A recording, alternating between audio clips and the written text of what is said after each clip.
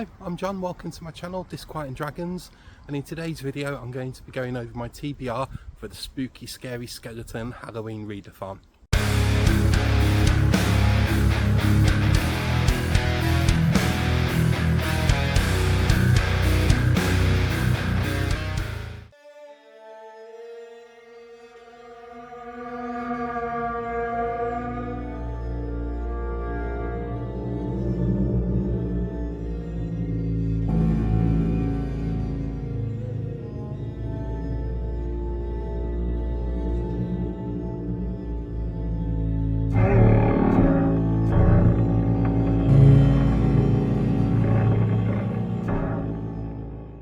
Hello and welcome back to the channel. I hope you're doing well wherever you are.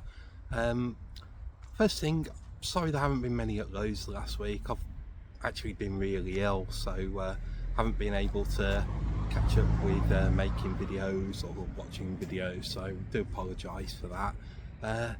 I've started to feel a little bit better, so I thought that today I'd try and get out and make my scary spooky skeleton Halloween readathon TBR list. I'll go through all the prompts again with you just in case it's something that you want to do yourself, and at the end I'll go through all my fellow co-hosts and it's their channels. I'll go over the guidelines again as well, but for now I'll get to the books. So the first prompt is read a classic horror novel, and it has to be at least 30 years old, and for that I've chosen Slugs by Sean Hudson. I'll just read the back of it for you. They slime, they ooze, they kill. One female slug can lay 1.5 million eggs a year, a fact which holds terrifying consequences for the people of Merton. As the town basks in the summer heat, a new breed of slug is growing and multiplying. In the waist-high grass, in the dank, dark cellars, they are acquiring new tastes, new cravings for blood, for flesh, for human flesh.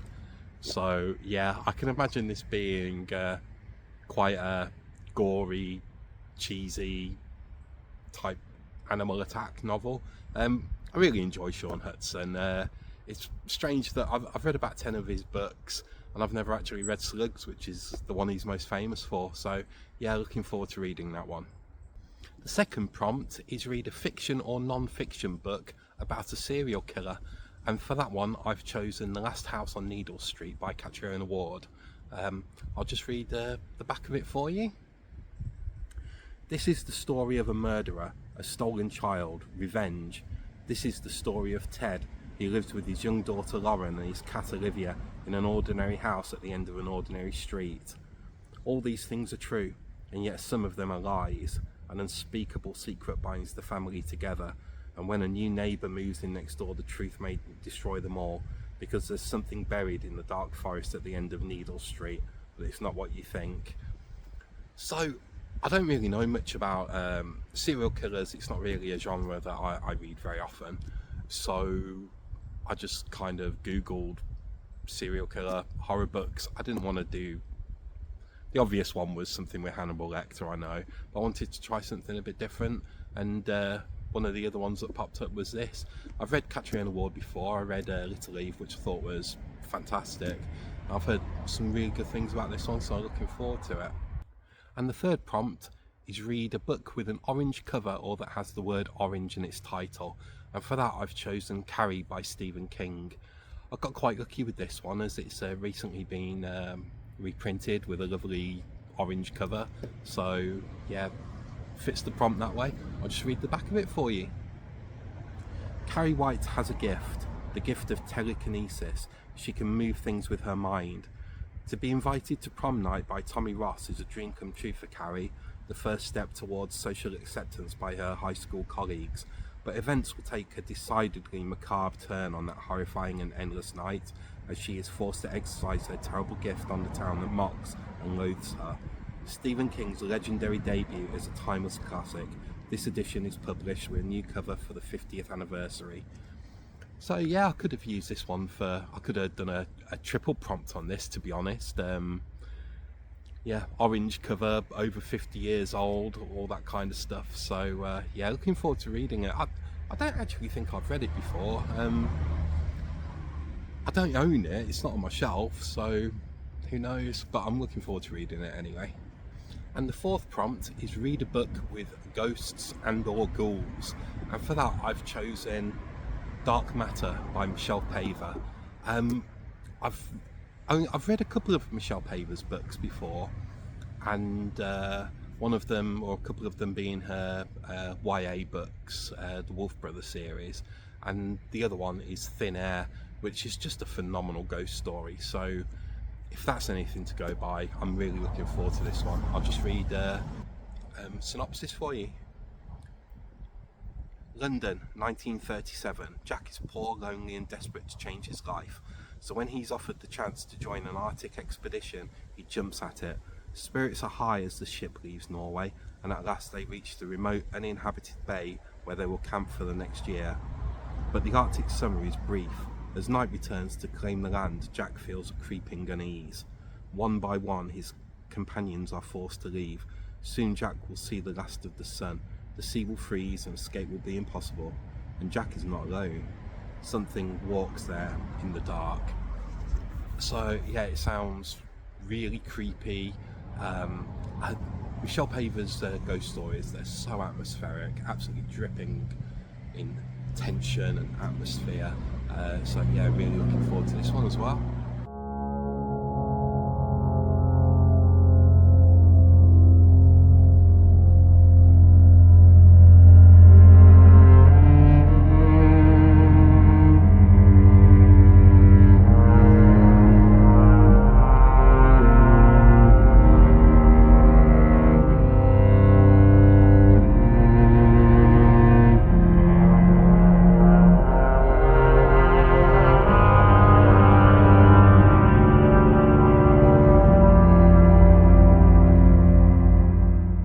And prompt 5 is read a book where the main character is a witch, and for that one I've chosen Slewfoot by Brom.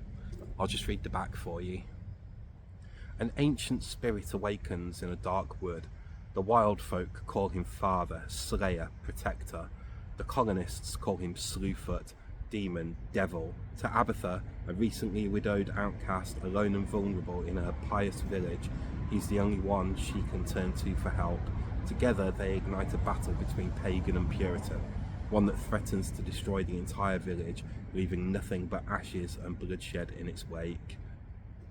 I've read one of Brom's books before. I read Krampus and I absolutely loved it, so I'm really looking forward to this one. I think this is going to have more of a folk horror twist on it than maybe Krampus did, but if Krampus is anything to go by, I'll absolutely love this one.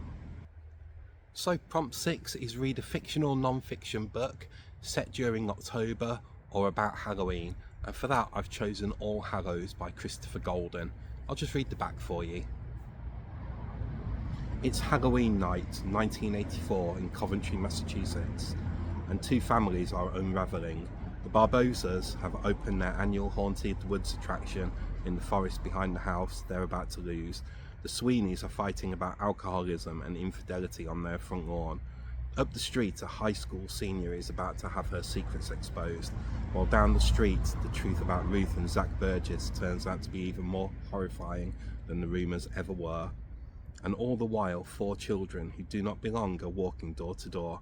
Children in vintage costumes with faded, eerie makeup. Children who seem terrified and who beg the neighbourhood kids to hide them away, to keep them safe from the cunning man. But with families falling apart and the community splintered by bitterness, who will save the children of Parmenter Road? All Hallows, the one night when everything is a mask. I've read one of Christopher Golden's books before, Road of Bones. Really enjoyed it. Not a perfect book by any means, but definitely good enough for me to be excited about reading some more of his work. Number 7 is read a thriller book by an author that you have not heard of, and I'll be honest, this is the one prompt that I think I'm probably going to skip. I'm not really a huge fan of thrillers, to be honest, but I did pick one just in case. It's on my Kindle, so I won't be able to read the information out for you, but I chose The Hike by Lucy Clark. If I get time, I'll try and read it, but if time doesn't allow, I'm going to skip this prompt. And the 8th and final prompt is read a book that has a black cover, and for that I've chose Something Wicked This Way Comes by Ray Bradbury. I'll read the back of it for you. It's All Hallows Eve, and Cougar and Dark's pandemonium shadow show has come to town. Hear the music, see the lights, shrug off life's worries and enter a place where dreams are not dreams and wishes can be real. All this awaits two boys trembling on the brink of manhood, but entering the smoke mazes and mirrors, they will discover that not all dreams are worth a price that must be paid. So I've never read anything by Ray Bradbury before, and I thought it'd be, October, it's the perfect time to read this book. It could have easily been chosen for one where I chose All Hallows, but yeah, interchangeable. I think both take place on a Halloween night, so yeah, another one I'm looking forward to.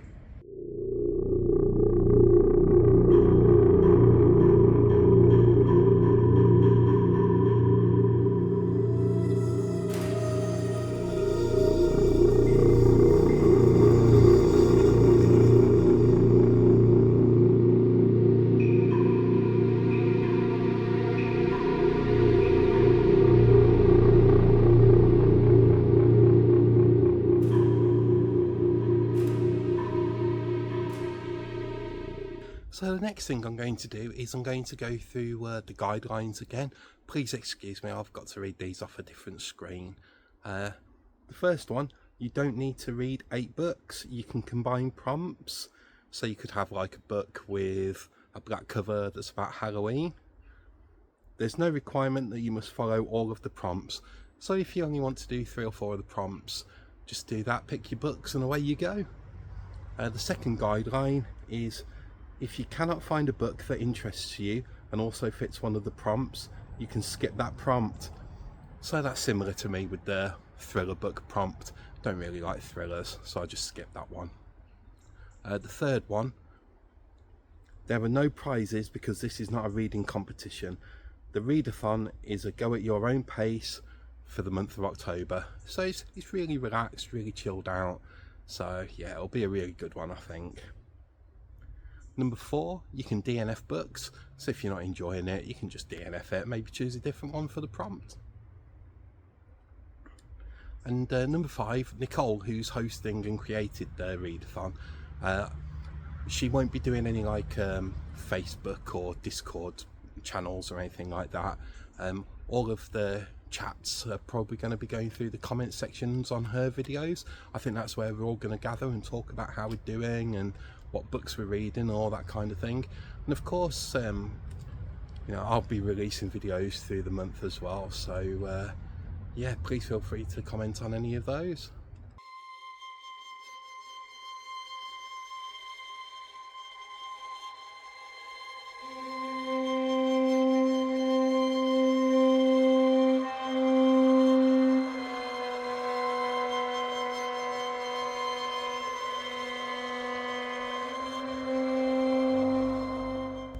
And the final thing to do is to go through the list of my fellow co-hosts, and of course Nicole, who created it. So yeah, Nicole at Nicole's Bookish Nook created the Readathon and is the main host, and yeah, everyone's going to gather on her videos in the comments and discuss things there. Then as for my co-hosts, there's Laura at Laura's Little Library, Jen at Literary Love 123, Groz and family at the GKBC, Moon at Moonlight Amethyst, Flossie at the Grape Jelly Library, Devon at Devon Gambrell, Stephanie at Stephanie Whitson. Then there's another Stephanie, but she isn't actually a booktuber. She's over on Instagram. Her Instagram page is Bookworm Stephanie. Then we've got Mark at The Book Thing, and finally Kay at Pay Parquet. I'll put all of these channels in the description as well, just in case you didn't catch their names properly, because I know I'm struggling to talk at the moment. My throat isn't too good, my voice is starting to go, but yeah, that's all the co-hosts and the main host Nicole.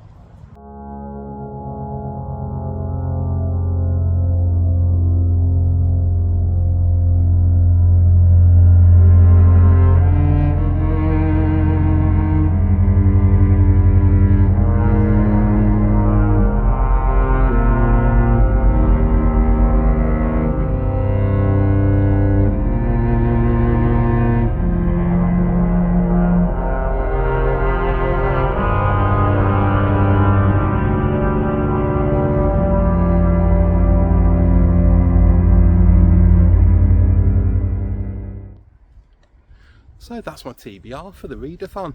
The spooky scary skeleton Halloween Readathon. Really looking forward to it. I normally don't read that many books in a month, so 7 books, especially with a couple of other buddy reads I'm doing. I'm going to be pushing my luck a little, I reckon, but looking forward to giving it a go anyway. But yeah, if there's any of those books that you've read or you'd like to read, let me know in the comments. And if you've decided on any books that you want to read for the Readathon, yeah, also let me know. I'd love to hear what books you've chosen. And that about brings me to the end of this video. Thank you ever so much for watching. Hope you're enjoying what you're reading wherever you are in the world and that you're doing well. I think I'm going to head off home before it starts tipping down with rain again. So that's about it. I'll catch you on the next one. Cheers. Bye.